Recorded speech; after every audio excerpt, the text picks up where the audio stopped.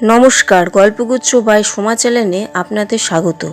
আজকের গল্প গোপাল ভাঁড়ের জীবনী ও তার সত্যতা নিয়ে।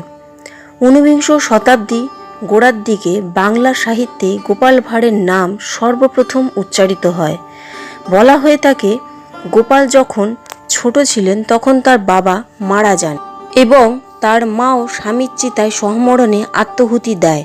তার বড় ভাইকে দাসত্বে বাধ্য করা হয় এবং তাকে একটি ডাকাত দল অপহরণ করে। অবশেষে একজন ভদ্রমহিলা তাকে লালন পালন করেন।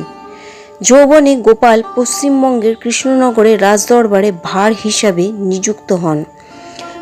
গোপাল ভাঁড় ছিলেন হিন্দু ধর্মের অনুসারী।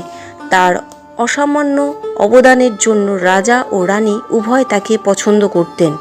সেই আমলে রাজা কৃষ্ণচন্দ্রের প্রাসাদের সামনে নির্মিত তার একটি ভাস্কর্য এখনও সেখানে অবিকৃত অবস্থায় রয়েছে। পরবর্তীতে কৃষ্ণনগর পৌরসভার সীমানায় ঘূর্ণিতে গোপাল ভাঁড়ের নতুন মূর্তি স্থাপিত হয়েছে।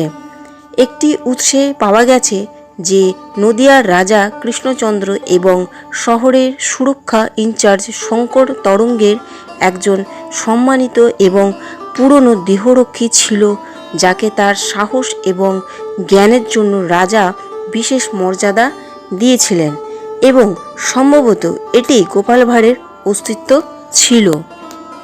তবে কিছু সূত্র দাবি করেছে যে গোপাল একজন সত্যিকারের চরিত্র ছিল।